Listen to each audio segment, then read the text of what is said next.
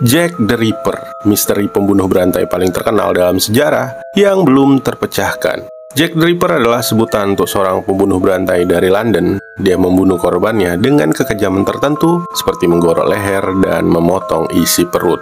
Walaupun banyak tersangka yang dicurigai, identitas Jack the Ripper tidak pernah teridentifikasi. Siapakah Jack the Ripper? Kenapa tidak ada penyelidikan yang berhasil mengungkapnya? Inilah dia kisah Jack the Ripper.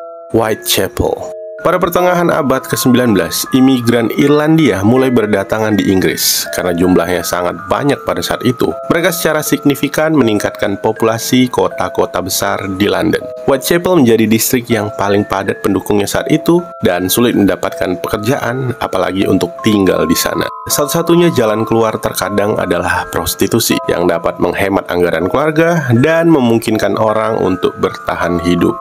Pada tahun 1888, populasi kemudian tumbuh menjadi sekitar 80.000 dan terjadilah kemiskinan sedemikian rupa. Sehingga 55% anak yang lahir di East End meninggal sebelum usia 5 tahun. Perampokan, kekerasan, dan kecanduan alkohol adalah hal biasa di sana. Dan pada bulan Oktober, polisi London memperkirakan bahwa di Whitechapel saja terdapat sebanyak 62 rumah bordil dan 1.200 wanita yang bekerja sebagai PSK. Masalah ekonomi Whitechapel diimbangi dengan meningkatnya konflik sosial. Antara tahun 1886 hingga 1889, demonstrasi berkala seperti Bloody Sunday mengakibatkan intervensi polisi dan perselisihan publik. Mungkin rangkaian sejarah yang terkenal di London inilah yang diputuskan untuk dieksploitasi oleh Jack the Ripper karena korbannya sebagian besar adalah PSK yang bekerja di Whitechapel. Korban pertama, Mary Ann Nichols mendapat pekerjaan di London sebagai pembantu rumah tangga. Tapi karena dia adalah seorang pecandu alkohol, dia kembali kehilangan pekerjaannya dan pindah ke rumah penginapan biasa. Pada tanggal 30 Agustus, Mary memutuskan meninggalkan kamarnya pada jam 11 malam untuk menjajakan dirinya demi membayar tunggakan sewanya. Dia terakhir terlihat hidup oleh Emily Holland yang berbagi kamar dengannya sekitar jam 2.30 pagi. Dan seorang saksi juga mengatakan bahwa dia terlihat berjalan menuju Whitechapel Road. Namun sejam kemudian pada jam 3.40 pagi, tubuhnya ditemukan di jalan Bucks Row dengan keadaan tenggorokannya yang telah dipotong hingga ke tulang belakang. Sementara bagian bawah perutnya telah dirobek sebagian oleh luka yang dalam dan bergerigi dengan ususnya yang menonjol. Tapi, kematian seorang PSK bukanlah hal baru di Whitechapel, karena itu adalah pekerjaan yang sangat berbahaya. Satu-satunya yang membuat terkejut dari kejadian itu adalah cara dia terbunuh. Korban selanjutnya.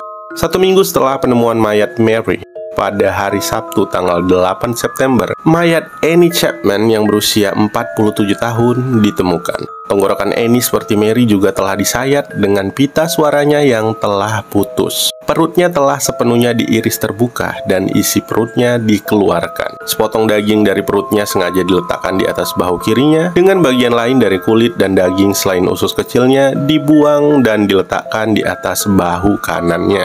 Otopsi mengungkapkan bahwa rahimnya dan bagian dari kandung kemih serta kemaluannya telah diangkat dan diduga si pelaku telah mengambil bagian tubuh tersebut sebagai kenang-kenangan. Korban ganda. 30 September dini hari, si pembunuh kembali mendapatkan korbannya. Kali ini, dia membunuh 2 korban sekaligus hanya berjarak beberapa jam. Elizabeth Stride yang berusia 44 tahun ditemukan oleh seorang pengurus klub pendidikan pria pekerja internasional bernama Louis Dimshat yang saat itu sedang mengendarai kuda dan gerobak roda 2-nya. Berbeda dengan korban lainnya, tubuhnya tidak dimutilasi, tetapi darah masih mengalir deras dari satu luka tusukan pisau di tenggorokan dan tubuhnya masih hangat. Ini menunjukkan bahwa Elizabeth baru saja dibunuh sesaat sebelum kedatangan Louis. Beberapa pelanggan klub tersebut melaporkan telah meninggalkan tempat tersebut sekitar jam 12.30 dan 12.50. Kemudian mereka melapor ke polisi dan mengatakan tidak melihat sesuatu yang aneh terjadi di sekitar.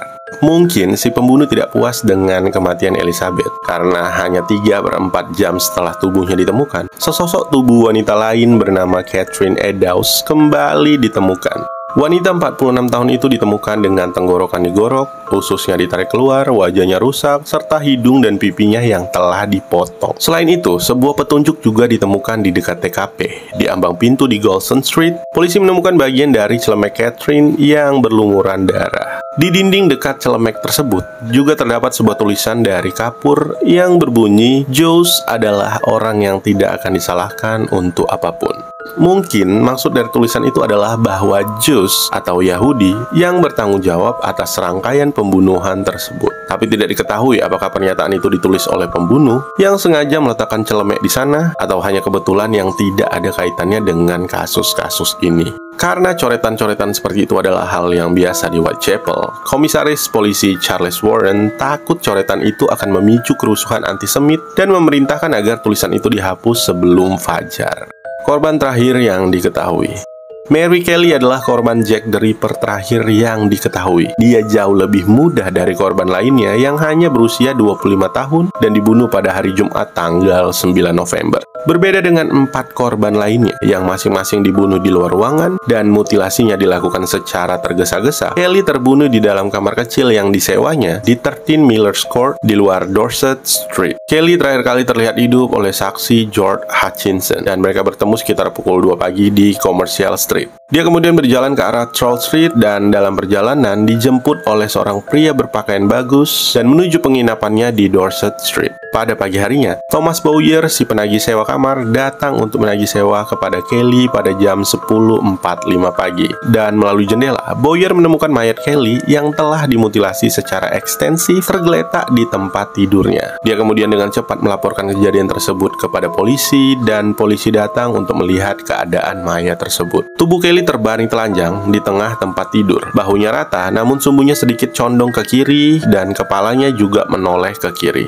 Tenggorokan Kelly juga telah dipotong sampai ke tulang belakang dan wajahnya telah dibacok tanpa bisa dikenali. Hidung, pipi, alis, dan telinga juga telah dihilangkan sebagian. Perutnya hampir sepenuhnya dikosongkan dari organ-organnya. Kedua dadanya telah dipotong, rahim, ginjal, dan satu dadanya diletakkan di bawah kepalanya. Dada lainnya diletakkan di kaki kanannya, hati ditemukan di antara kakinya, dan limpa di sisi kiri tubuhnya. Ususnya telah diangkat dan berserakan di sekitar kakinya, di sekitar tempat tidur, dan dengan bagian-bagian yang tergantung di meja samping tempat tidur. Jantungnya hilang dari TKP dan kemungkinan dibawa oleh si pembunuh. Serta diperkirakan si pembunuh telah menghabiskan sekitar 2 jam dengan tubuhnya. Saksi menggambarkan pria yang terlihat bersama Kelly mengenakan mantel dengan bulu astrakan, dasi hitam dengan pin tapal kuda, kancing di atas sepatu bot, dan rantai emas yang tergantung di rompinya. Deskripsi tersebut membantu memicu teori bahwa The Ripper berasal dari masyarakat kelas atas, tetapi polisi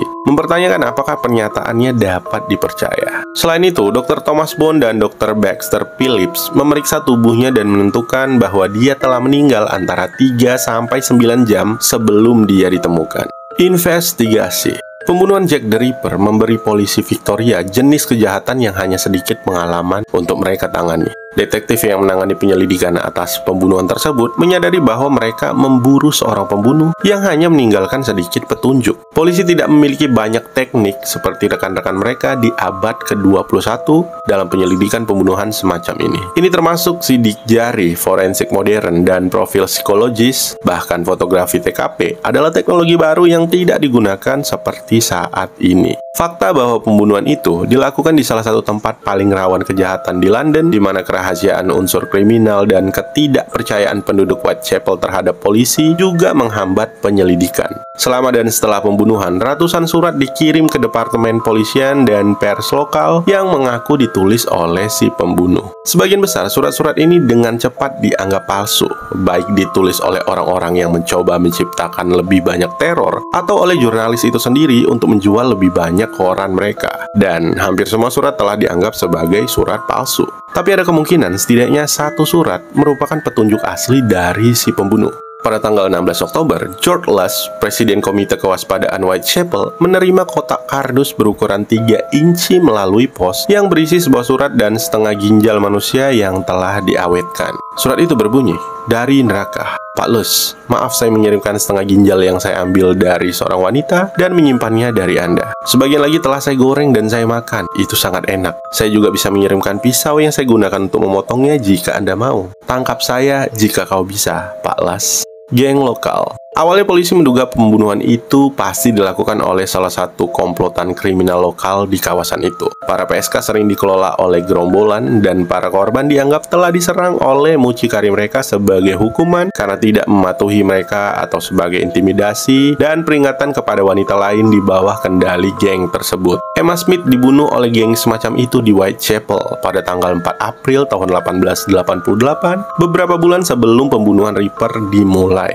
Emma dipukul di sekitar wajahnya dan menerima luka yang dalam di telinganya. Sebuah benda tumpul juga dimasukkan ke dalam kemaluannya yang menyebabkan kematiannya. Dia juga kadang-kadang dianggap sebagai kemungkinan korban Jack the Ripper, tapi kelihatannya tidak mungkin karena dia awalnya selamat dari serangan kekerasannya dan melaporkan bahwa dia telah diserang oleh setidaknya 2 atau 3 pria. Pada awal September 1888, polisi mengabaikan gagasan bahwa pembunuhan dilakukan oleh geng lokal. Mereka menyimpulkan bahwa pembunuhan tersebut telah menghasilkan begitu banyak publisitas, sehingga setidaknya salah satu anggota akan memberitahu yang lain, dan polisi mulai memfokuskan penyelidikan untuk mencari pembunuh tunggal, John Pizer alias Celemek Kulit. Tak lama setelah pembunuhan kedua, ketakutan di dalam komunitas Whitechapel mulai tumbuh. Polisi yang terlibat dalam kasus tersebut segera mendapatkan petunjuk dari penduduk setempat untuk menyelidiki John Pizer yang seorang Yahudi Polandia yang bekerja sebagai pembuat sepatu di Whitechapel. Menurut penduduk setempat, dia juga melakukan pemerasan dan secara teratur mengintimidasi PSK lokal. Pizer akan meminta uang dari mereka, mengancam dan mencabik-cabiknya jika mereka menolak.